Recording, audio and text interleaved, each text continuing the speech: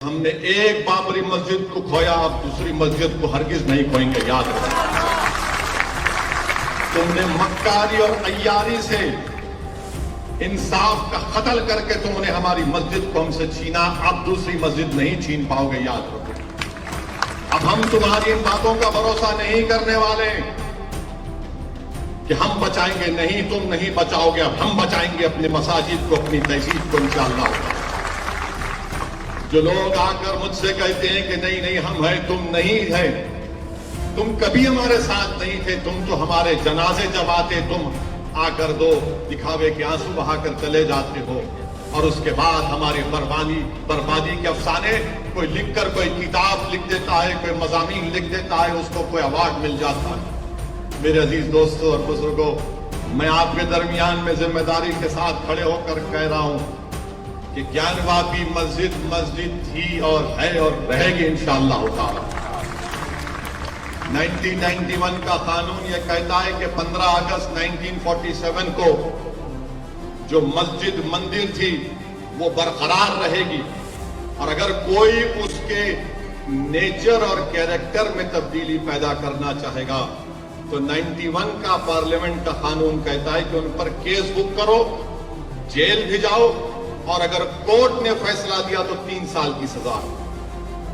اور جو میں بات آپ سے کہہ رہا تھا کہ حکومت نہیں بدل سکتے، کوئی پوچھے گا کہ بتاؤ ویسے اس کی مثال دو، ثبوت دو، پروف دو۔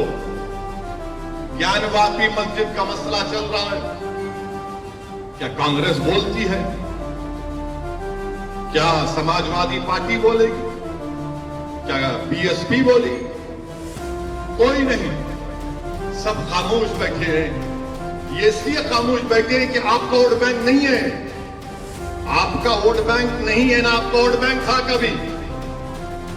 یقیناً مجھے اندازہ ہے کہ میرے آج کی اس تقریر کے بعد شام میں 6 بجے سے ہمارا نکاح شروع ہو جائے گا، تو روز کی عادت ہے، بغیر ہمارے نکاح ان کا ٹی وی بکتا نہیں ہے، مگر سچائی یہی ہے۔ کیوں نہیں بولتے بھائی آپ؟ اگر آپ BJP سے علیحدہ ہیں، مختلف ہیں، تو بولو نا، بولیے۔ نہیں بولیں گے، اس لیے نہیں بولیں گے کہ ان کو معلوم کہ مسلمان ان کو ہم نے مسلمانوں کے ذہنوں کو خرید لیا سمجھتے ہیں۔ ان کو صرف ڈراؤ اور ان سے صرف کہو کہ حکومت بدلنا ہے، حکومت بدلنا، کہ اگر چیف منسٹر کسی کو بننا ہے، کسی کو پردھان منتری بننا ہے تو اس کو بھارت کو بچانا ہے۔ اگر وہ اپنی پارٹی کو بچائے گا تو بھارت کمزور ہو جائے گا، یاد رکھو۔ جب میں 21 سال کا تھا تو بابری مسجد کو مجھ سے چھین لیا گیا۔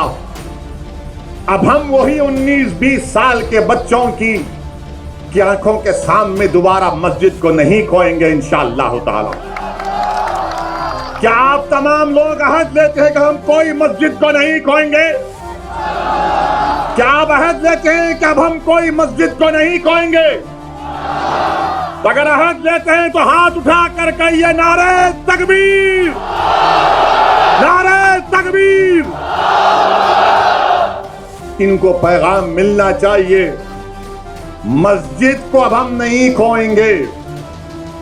تمہارے دل فریب اور ہتھ کنڈوں سے ہم جان چکے تمہارے ہتھ کنڈوں کو، اور اللہ کے رسول صلی اللہ علیہ وسلم کا حدیث شریف ہے کہ مومن وہ ہے جو 2 بار ایک سوراخ سے نہیں ڈسا جاتا۔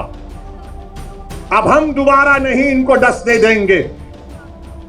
مسجد ہے اور رہے گی انشاءاللہ تعالی صبح قیامت تک۔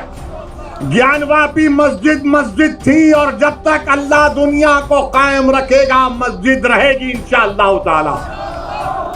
اور ہمارا کام یہ ہے کہ ہم اپنے مسجدوں کو آباد رکھیں۔